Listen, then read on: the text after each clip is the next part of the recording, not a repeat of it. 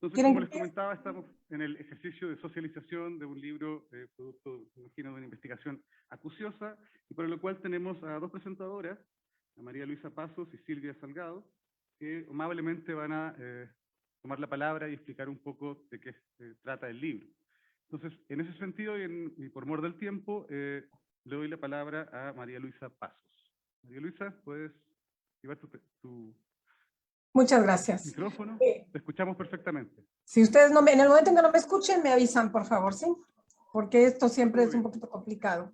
Bueno, déjenme decirles que estoy muy orgullosa de presentar este libro, al cual conozco, como solemos decir en México, desde chiquito, ¿sí? Realmente hace ya casi, Reiko, 25 años a lo mejor, que surgió por ahí la idea de este trabajo, ¿no? Yo ahora que lo volví a releer otra vez, debe de ser por la quinta leída que le doy a este trabajo, me llamaron la atención la cantidad de investigación que hay aquí, lo importante que es toda la investigación que Reiko llevó a cabo, ¿sí? Vamos a ver. Hace años, cuando yo llegué al Archivo de Indias por primera vez, estaba en marcha un proyecto de Rubio Mañé. Ustedes seguramente recordarán a Rubio Mañé, el que tiene los 4 libros del Fondo de Cultura Económica sobre el virreinato. Y ahí estaban trabajando una serie de personas en las fiestas y festividades de la Nueva España. Especialmente hacían hincapié en la del Corpus Christi. Y yo veía que sacaban muchas imágenes y tal. La doctora Justina Sarabia, a la que menciona Reiko en el libro, ella siempre se quedó con la sensación esa de que, bueno, había que hacer más respecto a estas fiestas, que se notara más la trascendencia, importancia y profundidad de estas fiestas respecto al análisis que se podía llegar. Ella de alguna manera fue mi directora de tesis, me dirigió en el Ayuntamiento de la Ciudad de México, mi libro, en el siglo XVII, y posteriormente fue empujando a Reiko hacia este trabajo, y de alguna forma nos unimos en este interés y salieron estos trabajos sobre el Cabildo de la Ciudad de México. Yo tengo que decir que a mí la ceremonia o la fiesta de San Hipólito me resultaba un tanto cuanto chocante, ¿no? Porque vamos a decir que yo, al estar trabajando tan imbuida en recuperar la historia del Cabildo de la Ciudad de México en el siglo XVII, al estar imbuida en sacar ese trabajo adelante, pues yo me enfoqué mucho, vamos a ver, me sentí de alguna forma una especie de regidor, corregidor, alférez real, alcalde, yo me sentía parte de todos los cargos. Y San Hipólito era una festividad heredada de los conquistadores, de los hijos de los conquistadores, y tengo que decir que en finales del siglo XVI y XVII, como bien apunta Reiko por ahí en el capítulo 2,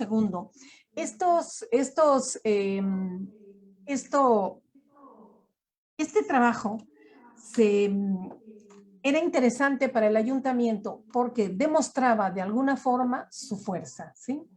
Vamos a decir que para el Cabildo de la Ciudad de México, y aquí como oí algunas conferencias anteriores, quiero dejar claro que cuando hablamos del Cabildo de la Ciudad de México, estamos hablando de lo que se conocía como Cabildo de Blancos, ¿sí? O Cabildo de Españoles y de Criollos, con excepciones, como vamos a ver, ¿sí? Entonces, Cabildo de Criollos y de peninsulares, posteriormente mestizos y después incluso otras clases sociales, como se puede ir viendo, ¿no? Entonces, esta fiesta de San Hipólito apunta muy bien Reiko, creo que muy interesante cuando hace el desarrollo todo de la fiesta, la profesionalidad con la que va llevando la iconografía del santo, quién era, de dónde venía, dónde nos llevaba, es exactamente la forma en que hay que llevar este tipo de trabajo, ¿sí? Con mucha profesionalidad y con una investigación muy profunda. Bueno, pues San Hipólito obviamente quería festejar en principio, pero no había tal vez esa intención de que se enteren todos los indios de quiénes son los que ganaron, ¿sí? Aquí ya para el siglo XVII hay una intención en que se enteren los peninsulares que están llegando a cada rato, ¿sí? Que los que hicimos aquí la patria fuimos los españoles que estábamos aquí. Y recordemos que no eran en aquella época se hacía mucha la diferencia entre español peninsular y el español nacido en México, que era el criollo, y que se estaba gestando la futura separación que va a haber con mucha profundidad entre los siglos XVII y XVIII, ¿sí? Entonces, estamos hablando de que la fiesta de San Hipólito es la manifestación, sobre todo en los primeros 30 años, como bien lo recalca Reiko en el siglo XVII, finales del XVI, principios del XVII, es la manifestación de la fuerza del cabildo, de la fuerza de las instituciones. Están peleando con la corona y están peleando con los peninsulares que ocupan las otras instituciones. Nosotros somos los mexicanos, esto representa una y otra vez y cada año, a principios de año, que es la ciudad que nosotros y nuestros padres, nosotros somos los descendientes de aquellos conquistadores. Perdón. El cabildo ocupaba un lugar secundario o terciario, ¿sí? Perdón, Sí. María Luisa, ¿puedes apagar tu cámara? Hay un desfase con la voz.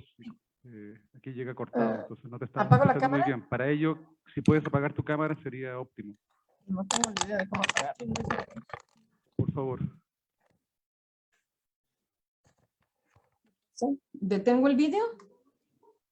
Exacto. Ah, sí, detengo el vídeo, ¿no? ¿Sí? Y solo se Sí, escucha así te mi escuchamos voz. mucho mejor. Perfecto.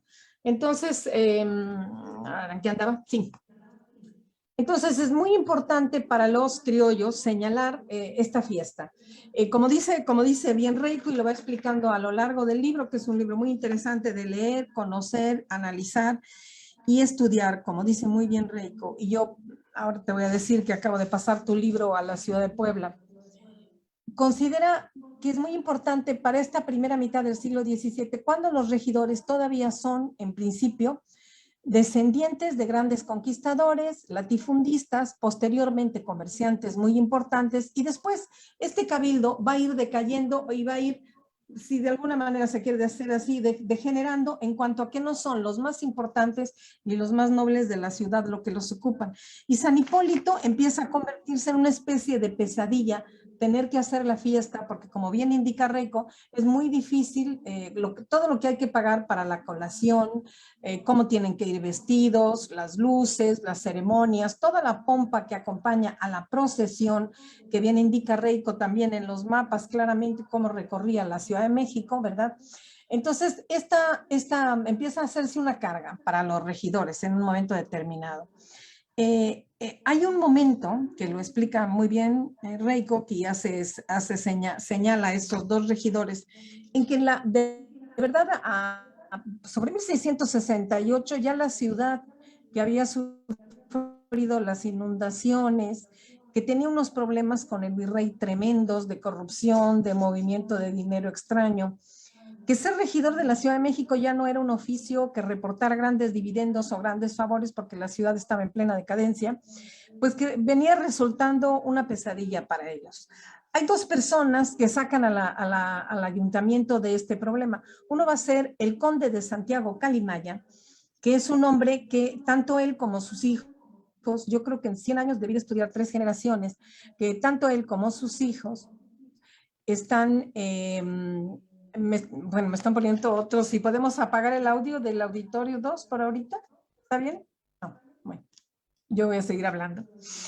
Entonces, en un momento determinado parece que el conde de Santiago Calimaya asume también a la mitad del siglo XVII varias ceremonias de San Hipólito. Pensemos que, como dice Reiko, era todos los años, el 13 de agosto, y se empezaba a determinar quién iba a llevar el cabildo, quién iba a llevar el pendón de San Hipólito, que era el alférez de la Ciudad de México, que solía ser el regidor más antiguo, pero hay un momento determinado en que ya el regidor más antiguo es también a lo mejor el regidor que está en peor situación económica y que no puede llevar en un momento determinado el pendón.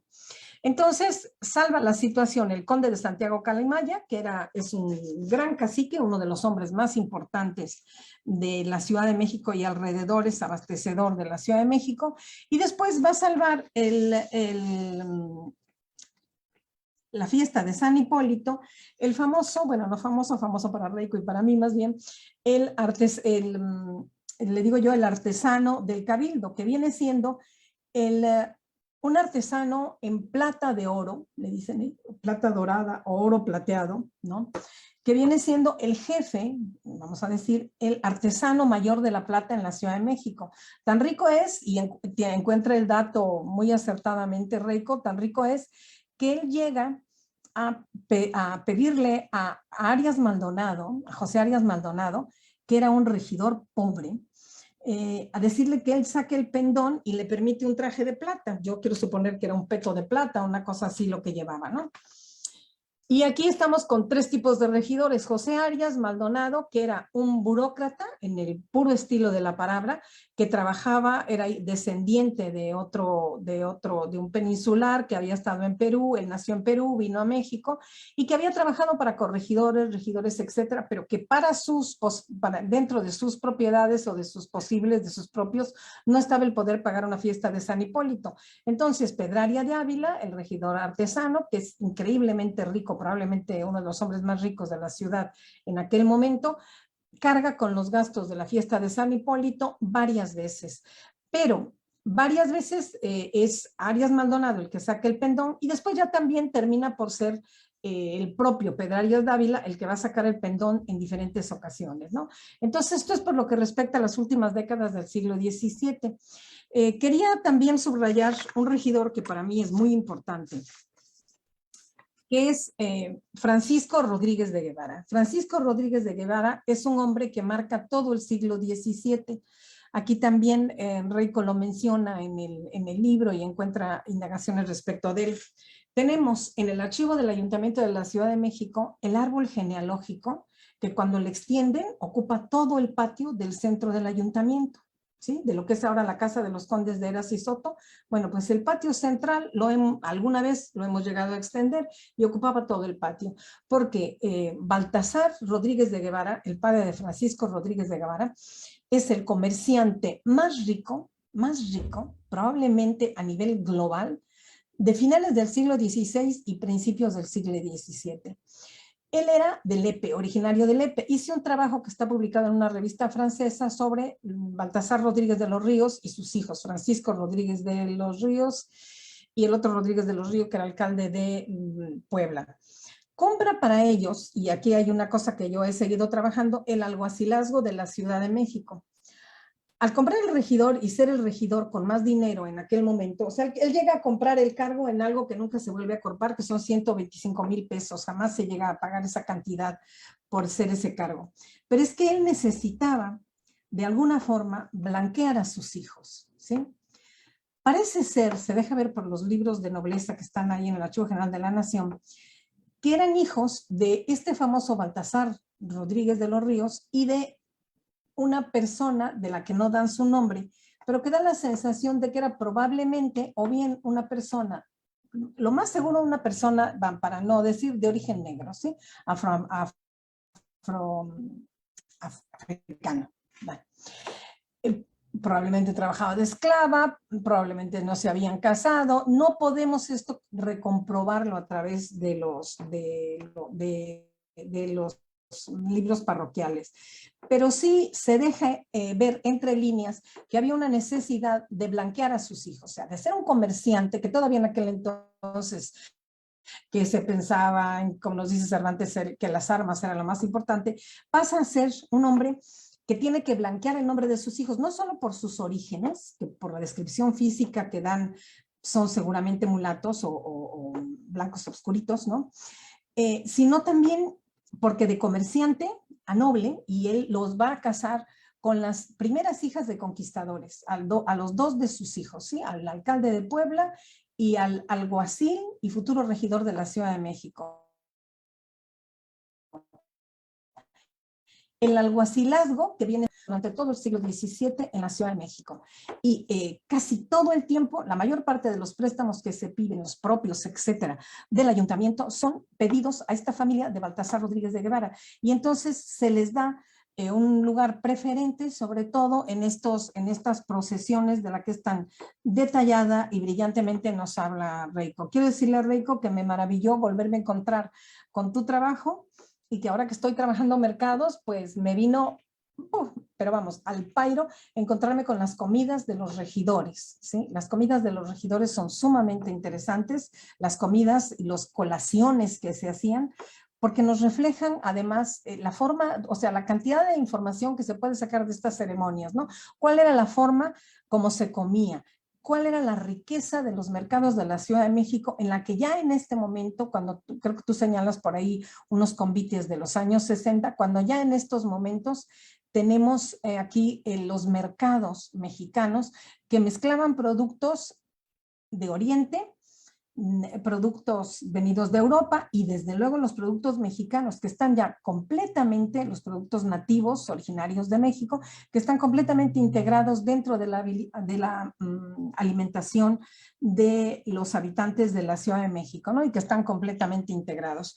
Quiero decirte que hace unos meses me tocó también presentar un libro magnífico que se llama Patronatos y Rituales en una Ciudad Episcopal, presentado por la Ciudad de Puebla, siglos XVI a XVIII. Parece que va a haber una segunda parte de este libro y es particularmente interesante porque nos habla y se semeja mucho a tu trabajo, y aquí, por ejemplo, yo les mandé el dato de que tenían que meter y citar tu trabajo aquí, porque nos habla de la fiesta conmemorativa similar a la de San Hipólito, y nos habla que para la fiesta del Cabildo, a ver, tengo que cambiarme de gafas, perdón, bueno, para la fiesta del Cabildo de la ciudad de Puebla, se festejaba San Gabriel, ¿sí?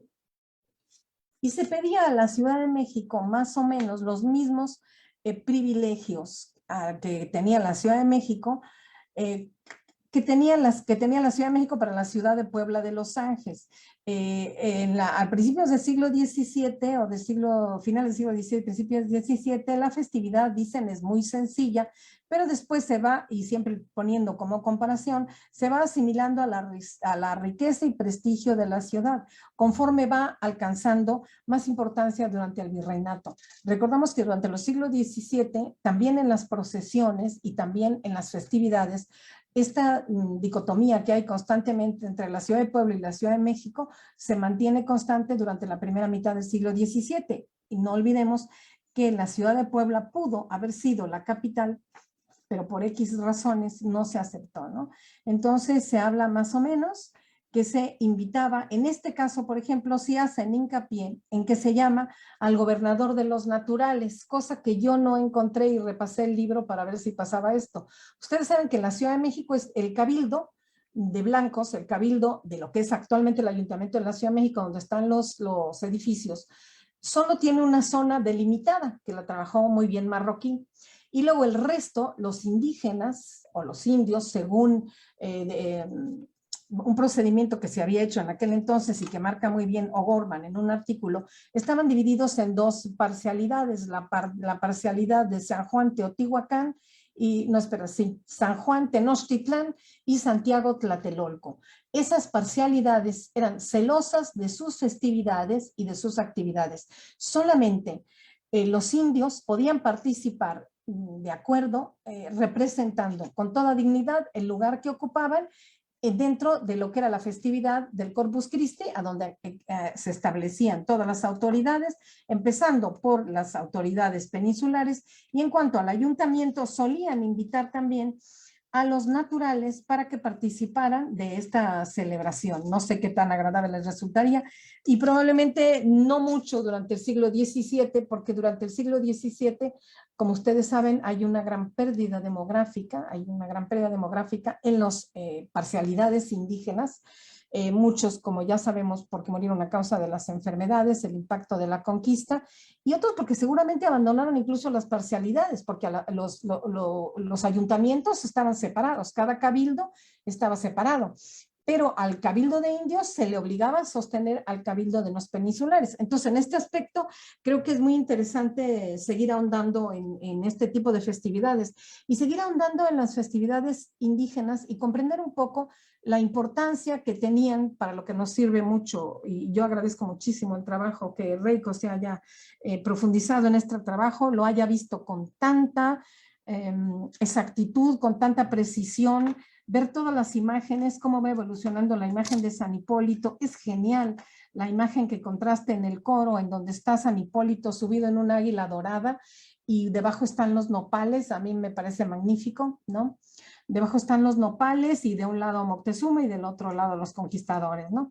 Entonces creo que es una composición tal cual de cómo se quería representar, ¿no?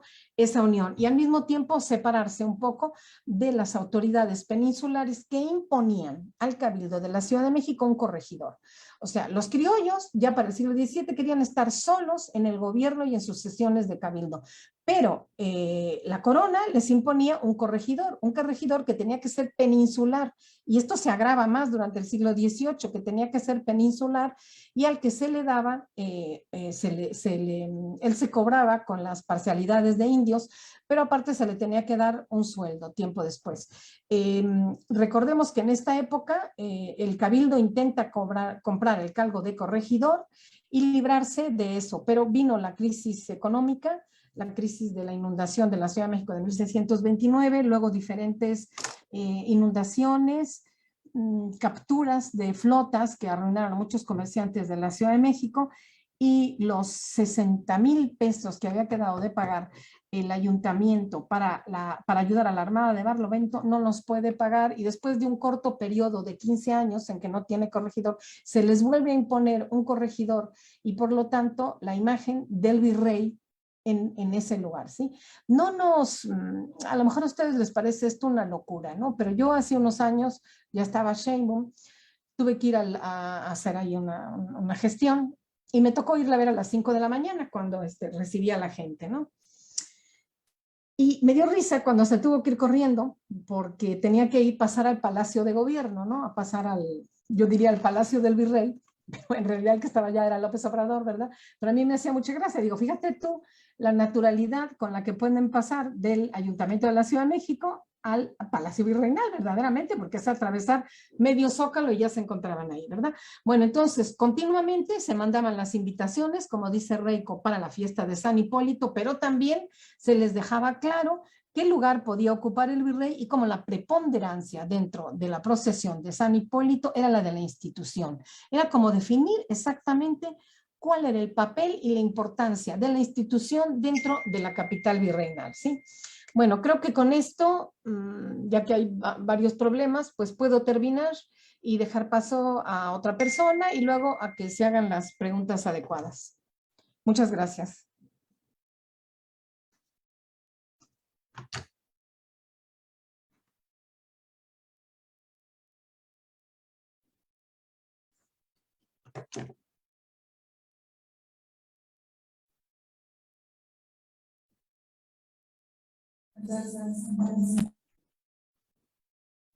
¿Sí? No oigo. No, se escucha aquí, pero parece... Ahí sí, ahí se conectó, ya. Muchas gracias, Silvia. Perdón, María Luisa. Sí, está bien. No te Precisamente me estaba confundiendo. Ahora, en ese ánimo, le vamos a dar la palabra a Silvia Salgado, que está aquí con nosotros presencial. ¿Qué tal? Buenas tardes. Bueno, primero agradecer, ¿verdad? Saludar y agradecer a Carlos Oliva, al equipo que está organizando este coloquio de crisis, barroco y capitalismo. Sí, correcto. También agradecer la docta ignorancia que nos precedió, que fue iluminadora. Muchas gracias. La atención de todos ustedes y también, por supuesto, la exposición que nos ha dado ahora, la presentación que ha dado María Luisa y que nos permite tener un panorama político y social mucho más vasto de lo que trata la obra que la autora Reiko Tateiwa nos ha obsequiado desde 2017. Esta obra se publicó por la Cámara de Diputados. Curiosamente, uno diría, bueno, ¿por qué publica la Cámara, la 63 legislatura de la Cámara de Diputados estas obras? Pues hubo un consejo editorial muy activo del 2015 al 18 que publicaron 149 títulos y algunos de ellos se colocaron en una colección que se llama La Cámara de Diputados cerca de ti. Uno de ellos es este libro.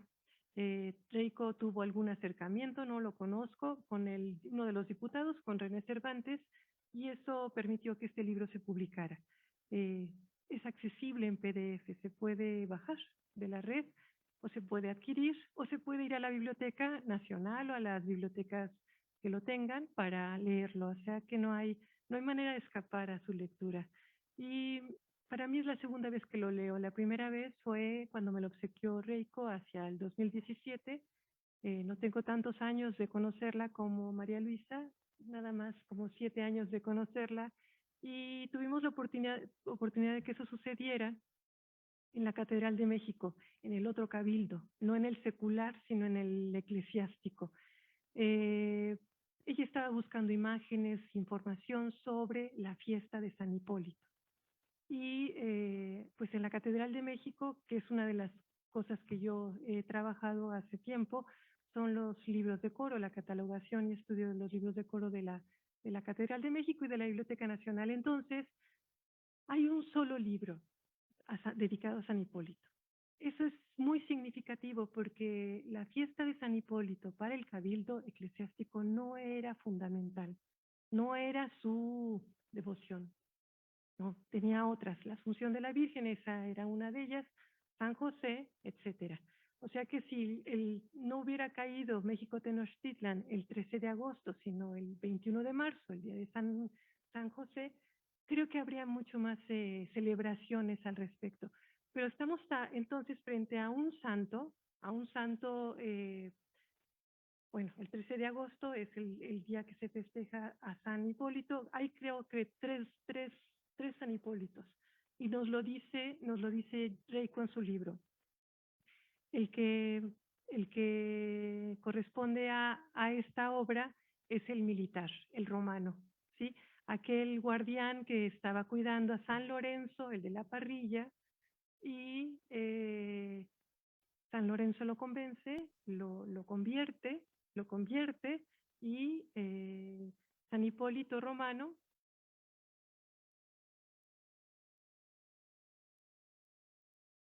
creo que está bien. San Hipólito Romano es el santo de la devoción de la conquista. Entonces, con esta visión que les estoy dando, recordar que nuevamente el 13 de agosto, que se festeja este santo, es el día en que los hispanos, los castellanos que están en Tenochtitlan, logran que caiga el imperio mexica, ¿sí? Es la caída de México Tenochtitlan. No es que sea el día de la fundación de la Nueva España, no. Para que sucediera eso pasó tiempo, hasta el siglo XVIII todavía había rebeliones, pero ese día... Давай, пидораса, все это врежься. Se está colando.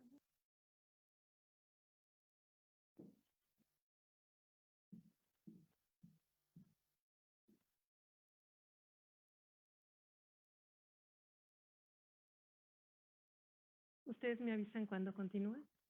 ¿Sí? Bien. Entonces, antes había habido un evento que ustedes recordarán, que yo, por cierto, nací por ahí, la Noche Triste. Entonces, ese día se dice que San Hipólito se les aparece a los caídos y los anima. Pero bueno, ahí va la empresa.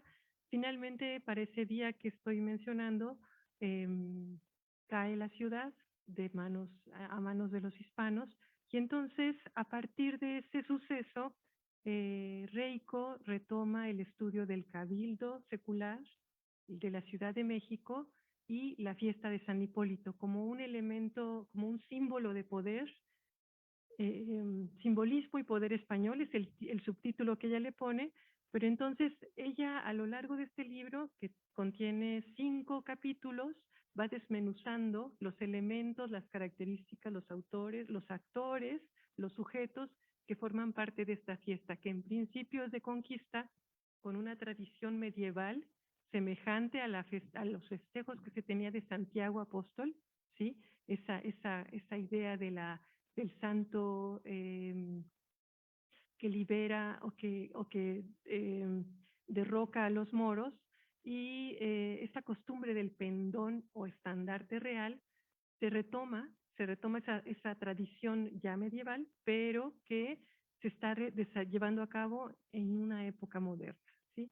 No vamos a decir que es renacentista, porque bueno, no es que la ciudad sea renacentista en ese momento, pero sí empiezan a introducirse elementos del manierismo, de lo moderno, con elementos medievales, como estoy diciendo, pero que nos están dirigiendo hacia una fiesta que posteriormente será muy barroca, muy barroca.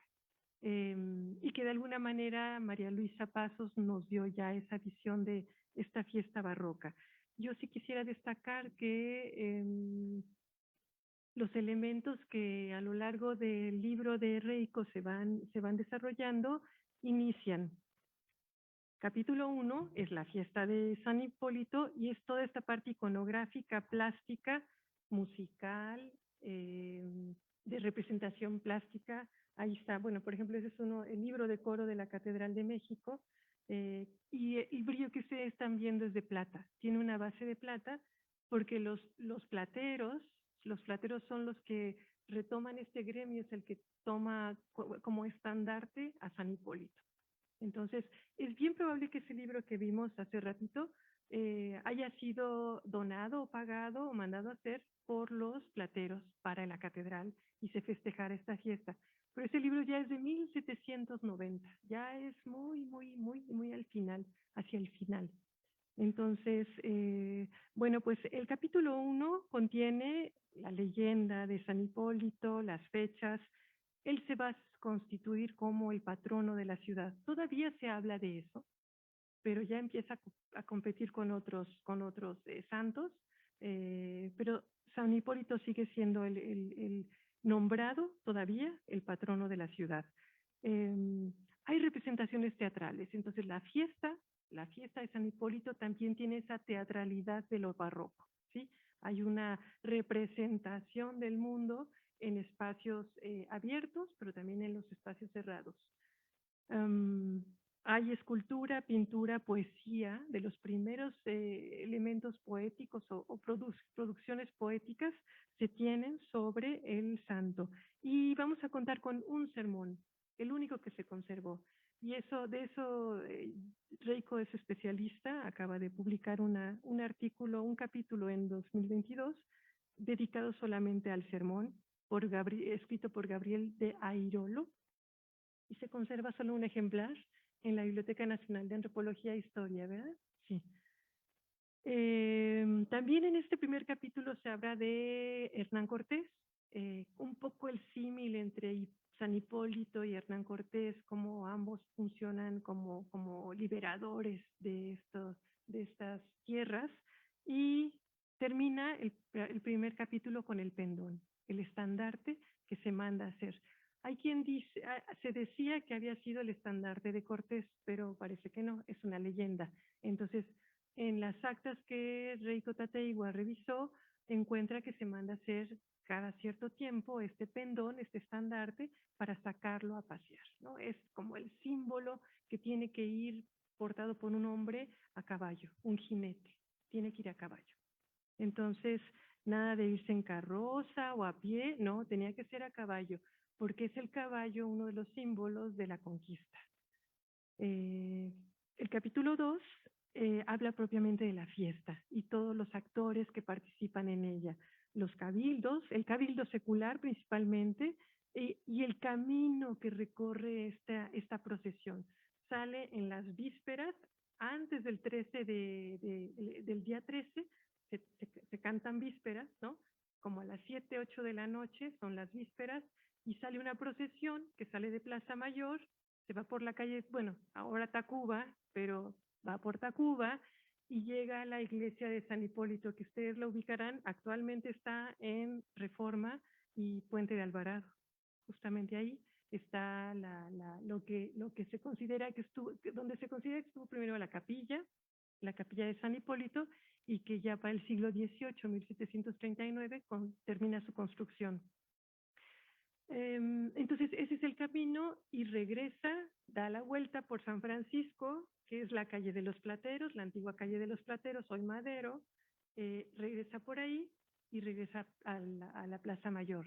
Al día siguiente se vuelve a hacer el mismo recorrido. Entonces son 2 procesiones a caballo, tiene que ir todo el cabildo, se invita a toda la población, las mujeres podían ver desde las ventanas, no era una procesión de mujeres, era de hombres a caballo principalmente, y bueno, pues se iluminaba la ciudad, se gastaba en velas, se iluminaba la Plaza Mayor, se iluminaba el camino, se iluminaba la capilla, había misa en la catedral, pero cuando no la pagaban no había misa en la catedral, entonces había siempre un conflicto entre ambos cabildos, siempre hubo una competencia entre ellos.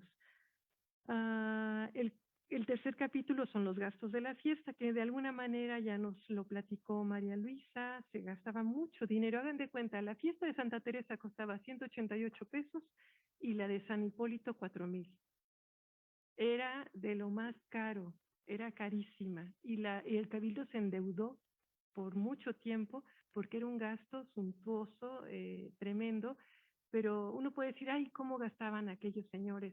Estaban invirtiendo también en paz, ¿no? Tenían tanto miedo de la invasión de los indios que tenían que hacer esa demostración de fuerza, esa procesión a caballo y con corridas de toros y la lucha de los jinetes, ¿cómo es el juego de cañas? Que ya nos lo explicará mejor Reiko. Entonces eran 3 días de poner hasta 100 toros en la Plaza Mayor para que corrieran. Era una demostración de fuerza. Eso, siglo XVI, XVII, bueno, iba bien, pero ese gasto era tremendo. Entonces, yo pienso que como empresa, digámoslo así, capitalista, es que se estaba invirtiendo para mantener la paz. No era otra cosa, no se recuperaba la inversión, pero no hubo invasión, no hubo ataque de los indios. Creo que funcionó. Creo que esa parafernalia funcionó porque estaban rodeados los hispanos en esa ciudad. Imagínense la isla, ¿no? Lo más cercano, bueno, estaba la salida a Tacuba, la calzada México-Tacuba, la salida hacia Tlatelolco, la larguísima salida hacia Iztapalapa, ¿no? Y la salida hacia acá, hacia Coyoacán. Entonces, Coyoacán y Iztapalapa estaban muy lejos de tierra, las cercanas estaban hacia Tlatelolco, y después la de Tacuba era la más cercana. Entonces tenían que defender los 4 flancos, más la posibilidad de las canoas. Así que nos cuenta Reiko en su libro que tenían inclusive los bergantines como posibilidad de defensa en caso de alguna invasión. Bien, el 4º capítulo es la fiesta como defensa de la ciudad. Ya lo adelanté. Estaban tratando de conservar una práctica festiva, pero como un símbolo de poder y de defensa. Tenía más ese papel que al santo patrono de la ciudad. Y con un día era suficiente, ¿no? Con una misa, con una procesión, sin tantos caballos, sin tantos toros, y no. Los virreyes, el cabildo insistía que había que mantener esa fiesta para que no hubiera el peligro latente de la invasión. Y el último de los capítulos, el 5º, es la actitud del cabildo ante las autoridades. Cómo se comportaba la corona ante esto, como los virreyes. Hubo virreyes que no les importaba, que no fueron a la fiesta, que lo dejaron ahí, pero otros estaban muy interesados en que se mantuviera la festividad. Entonces, puntualmente, Reiko, revisando actas de cabildo, en el Archivo General de Indias, en el General de la Nación, en diferentes lugares, su búsqueda documental es amplísima, fue demostrando cómo se van comportando cada uno de ellos. La Real Audiencia, los oficiales reales y al final el Cabildo Catedralicio, que es con el que inicié esta plática, porque ahí es donde nos conocimos, en ese sitio. Entonces, quiero leer la manera como ella cierra este trabajo. Y dice, el presente trabajo analiza la fiesta de San Hipólito, fiesta patronal de la Ciudad de México que conmemora la conquista de Tenochtitlán o la fundación de la Ciudad de México en el día 13 de agosto y su víspera, festividad que el Cabildo Secular de la dicha ciudad organizaba anualmente con peculiar interés. La ceremonia consistía en llevar el estandarte real en procesión desde la Plaza Mayor hasta la iglesia de San Hipólito en el límite de la ciudad con los pueblos de los indios y en organizar las corridas de toros y los juegos de cañas por 3 días en la Plaza Mayor. Esta fiesta fue una celebración organizada por el Cabildo de la Ciudad de México con el fin de reafirmar la victoria y de grabarla en la memoria de todos los habitantes a lo largo del periodo colonial. De las múltiples fiestas que se celebraron durante los 300 años de la dominación española, esta cobró una importancia singular, ya que su celebración consta únicamente desde la primera noticia de su celebración, registrada en el Acta de Cabildo de la Ciudad de México en 1528, hasta su abolición en 1812, ordenada por las Cortes de Cádiz. Aunque hubo un intento de recuperación con la vuelta al trono de Fernando VII, nunca volvió a celebrarse sin sufrir ningún tipo de sincretismo cultural, tan característico de las herencias coloniales de México. Ella deja al final, como conclusión, los pendientes. Le quedó pendiente ver la visión de los indígenas, le quedó pendiente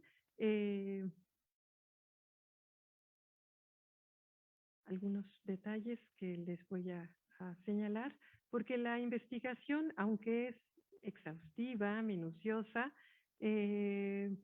menciona que le queda pendiente la actitud de la nobleza mexicana del siglo XVII, la dimensión de la participación popular, cómo es que participaban los indígenas en esta fiesta. No había un papel principal en ellos, pero ellos estaban limpiando las acequias, preparando todo el camino, poniendo las luces, estaban ahí. Calcular la dimensión de la economía de la fiesta y de profundizar en las reacciones y las opiniones de los indígenas sobre su exclusión en el Paseo del Pendón.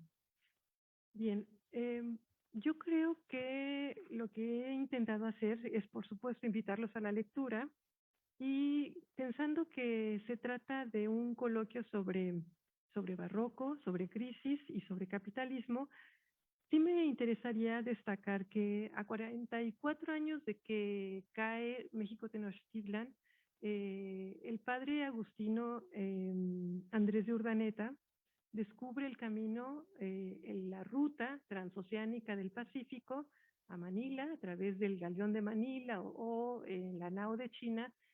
Va a ser, si no me equivoco, si no salen otros documentos, la primera ruta transoceánica que va a vincular normalmente, regularmente, tanto Europa con América como con Asia. Entonces, como dice Antonio Rubial, será uno de los momentos de la primera globalización del mundo y justamente la fiesta de San Hipólito queda en el centro de esa posibilidad. Creo que yo lo podría dejar hasta aquí, a reserva de los comentarios que surgieran, y agradezco su atención.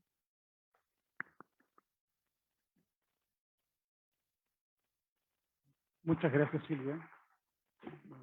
Bueno, y a María Luisa también, ambas presentaciones muy amables y detalladas, además, explicando muy bien el libro. No sé si el público tiene alguna impresión, alguna idea.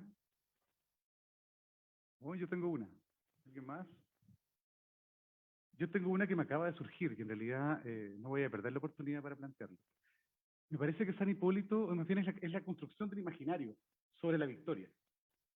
Porque la victoria, y creo que el avance que ha tenido en la investigación sobre precisamente entre 1519 y 1521, y que pasó ahora en el 2019 al 2021, es darnos cuenta que de la activa participación indígena en la caída de Tenochtitlán. Entonces, frente a eso, claro, el temor de los españoles o blancos europeos frente a la posible rebelión genera quizás este tipo de necesidad, ¿no es cierto? Una necesidad que ustedes bien han justificado económicamente, digamos, políticamente, pero además esto disuasivo, ¿no es cierto? Este elemento disuasivo que no es baladí, y que además nos va creando una idea, que es la que deja San Hipólito, de que fueron una hueste de ¿cuánto? ¿500? ¿30 cuántos?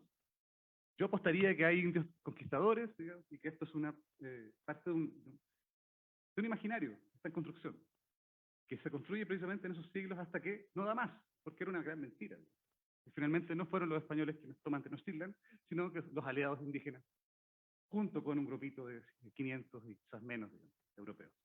No sé qué piensan sobre ello y quizás podemos dialogar entre, bueno, están presentados, no sé si Reiko quiere decir algo. Yo no me lo aguantaba, así que con todo permiso, por favor. Bueno, muchas gracias. Pero antes de responderte, porque bueno, mientras voy pensando, pero ante todo, muchísimas gracias por esta ocasión, Carlos. Este libro se publicó bueno, en 2017, por casualidad, por decirlo así, porque hubo varias suertes yo tuve y salió este libro. Realmente, digamos que cuando se ideó la posibilidad de publicación, estaba también doctora María Luisa Pasos. Ella está conectando con nosotros desde Santiago. Ella es profesora de la Universidad de Santiago.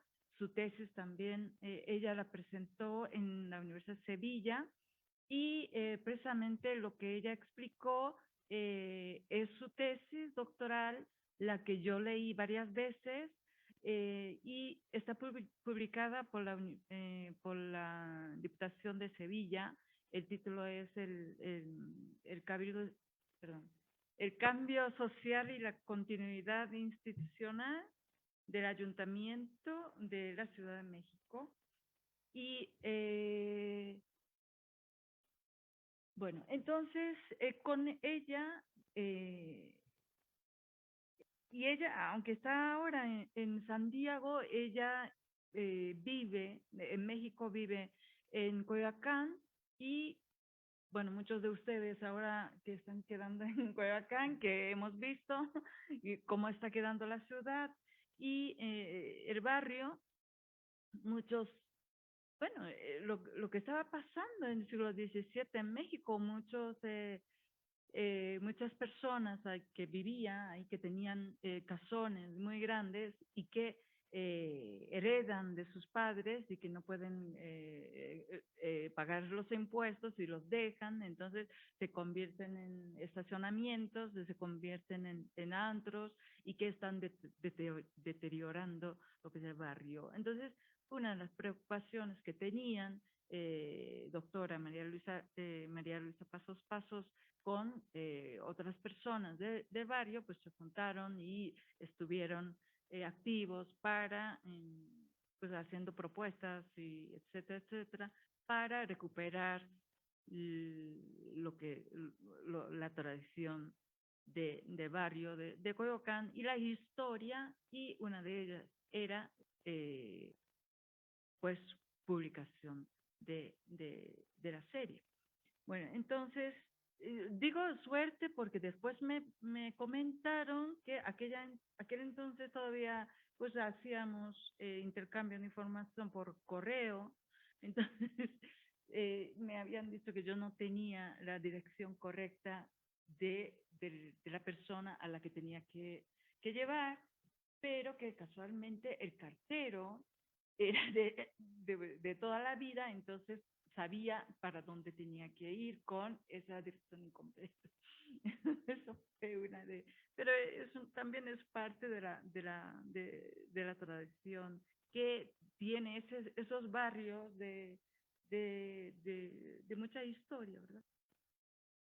Y también agradecer aquí a la doctora Silvia Salgado, que precisamente había una época que yo no tenía yo iconografía de San Hipólito, salvo la que tenemos en el Museo de Franz Mayer, de ese, no de biombo, es un lienzo de San Hipólito muy gordo, perdónme, pero muy gordo, que está encima de un águila que parece más que como ¿cómo decirlo? Como un guajolote dorado, que está como que está, no sé si está para arriba, como elevándose, o se está cayendo, perdona, pero, y como yo estaba buscando, entonces fui en busca de varios, bueno, pues, donde podía ver la imagen, y fue Silvia la que aquel entonces estaba trabajando, estaba dirigiendo el grupo musical, y me enseñó, y me dio el permiso de publicar. Y realmente eso sí que es el San Hipólito más o menos, que me puedo imaginar. En cuanto a la iconografía, yo quisiera apuntar una cosa que veníamos hablando ayer.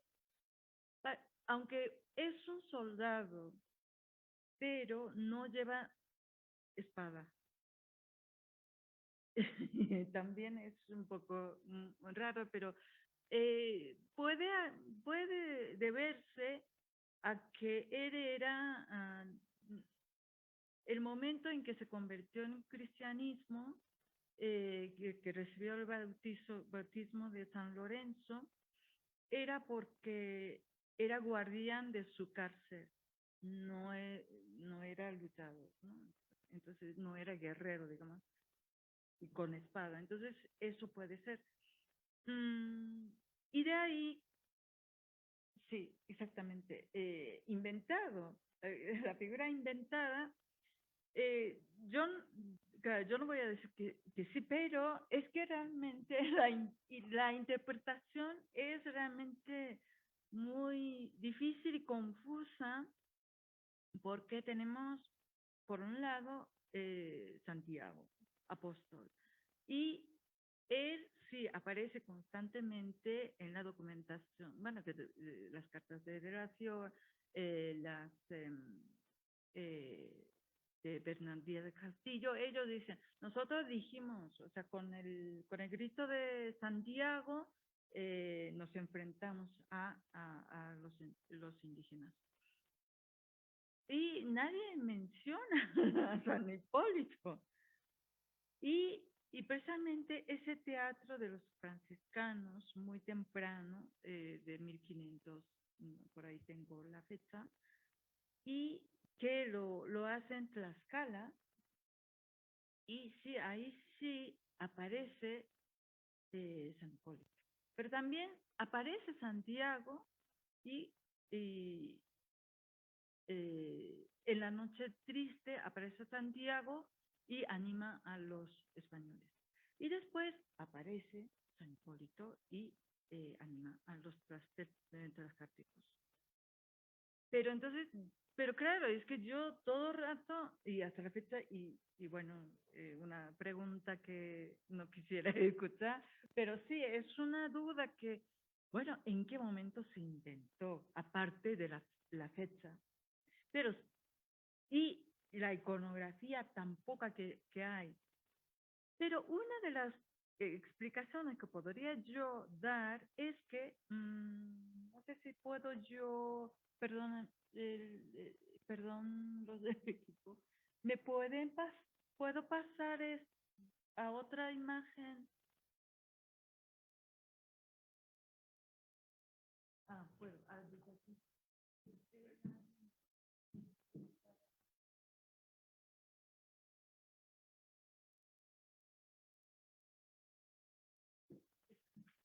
Esto es la iconografía de los orantes. Y me han, bueno, yo no soy muy especialista de eso, no sé si Silvia. las iconografías, las pinturas de Orantes son privadas, son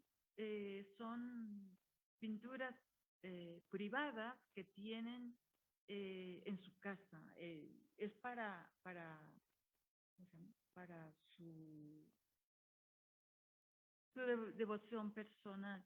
Y aquí aquí está Hernán Cortés orando, pero no quiere decir que esto pertenecía a Hernán Cortés, puede ser, porque no sé, habría que esto preguntarle a nuestra historia, pero nunca se ha dicho que de esta pintura pertenecía a Cortés, pero no sé cómo es. Y entonces podía tener algún valor. Y aquí es que sí, la escena es totalmente arriba, eh,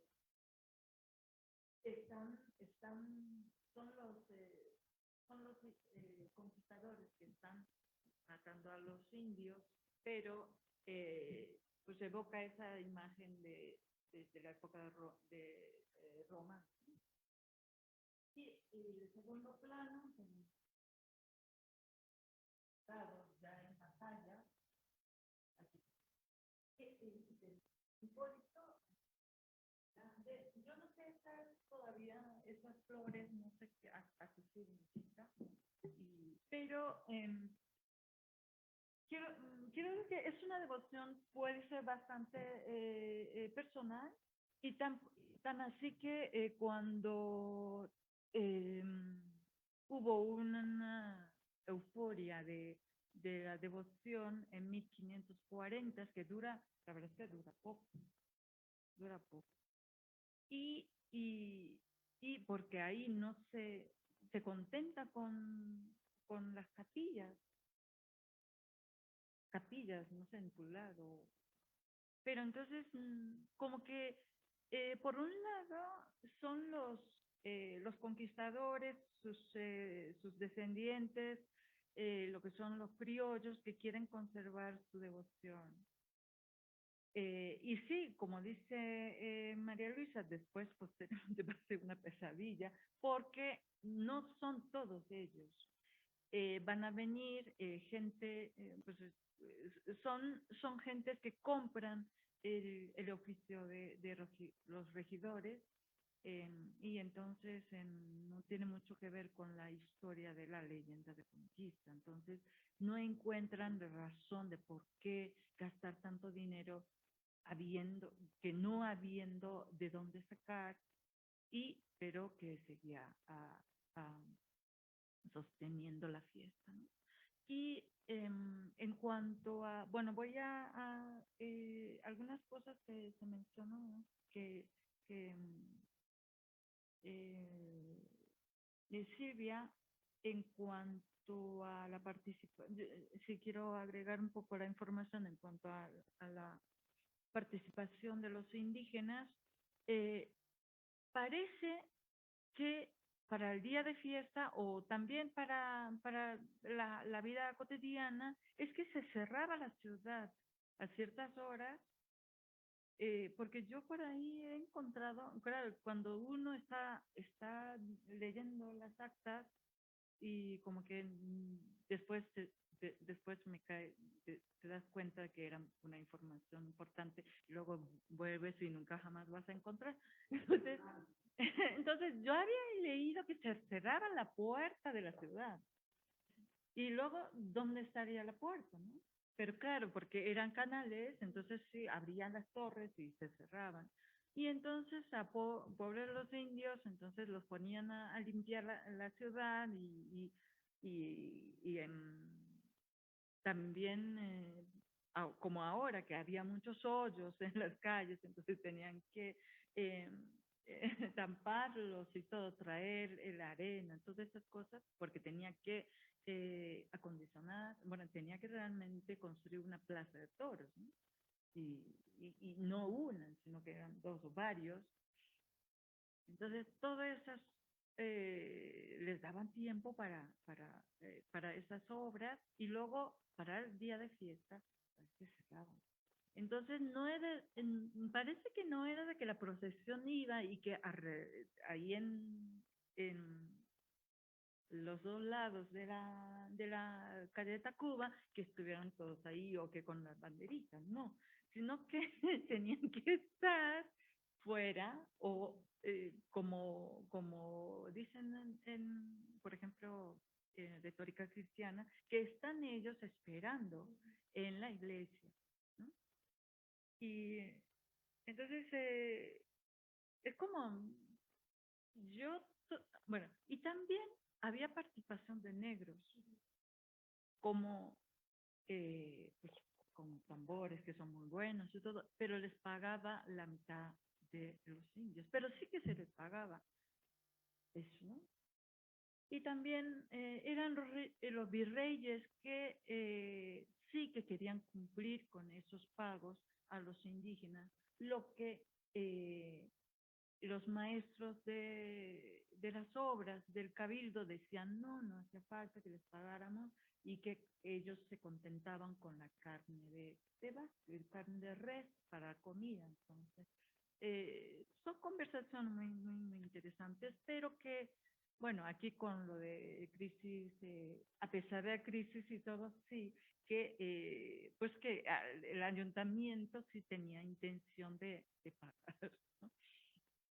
Y otra cosa que, sí, y la economía, yo quisiera aportar que en realidad hay unos 3 años bueno, perdón, la mayor documentación en la que me basé es las actas de cabildo. Y en Archivo de Indias hay lo que se llaman cartas de cabildo, que pues de cabildo se enviaba un representante y ese representante lleva informes de lo que está pasando cabildo, y ahí hay algunos años, no hay muchos, y precisamente ahí sacan un poco, informes de reforma de los gastos, ¿no?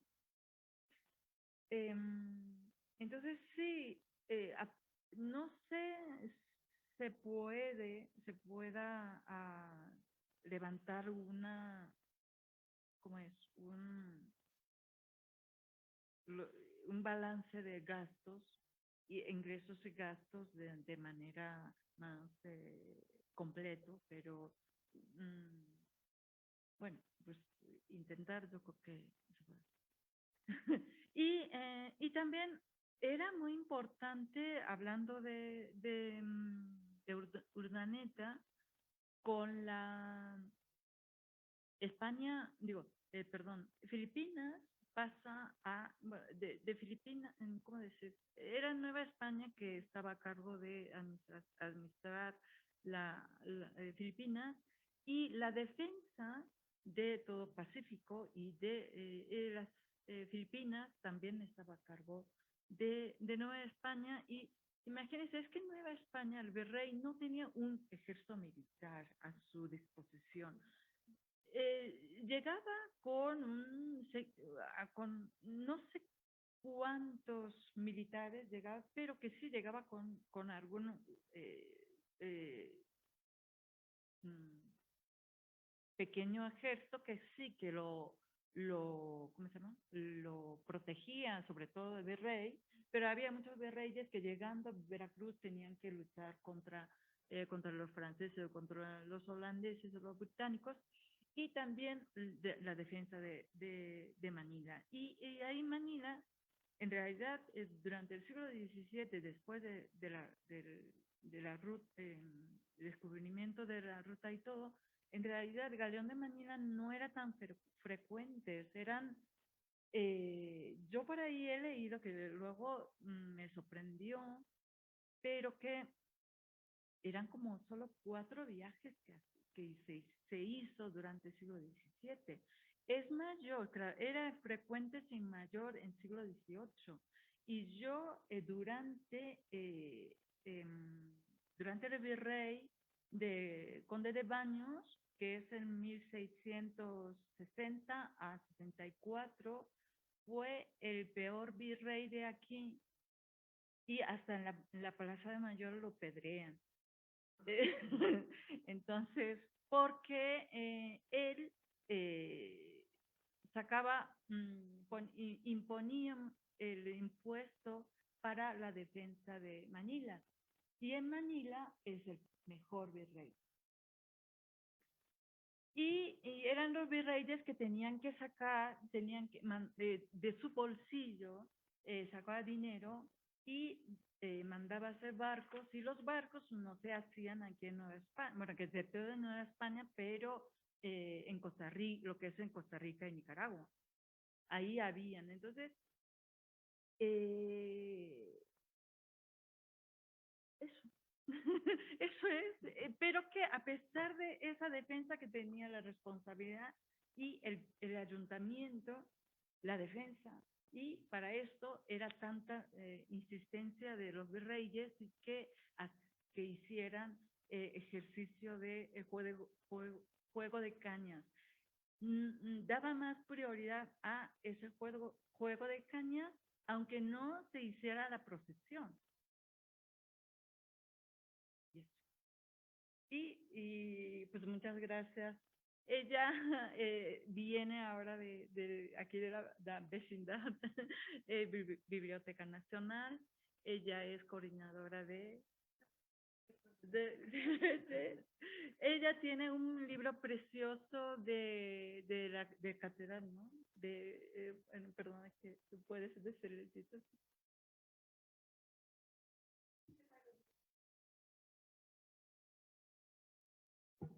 Pero creo que ya es tiempo para concluir. Muchísimas gracias, Rico.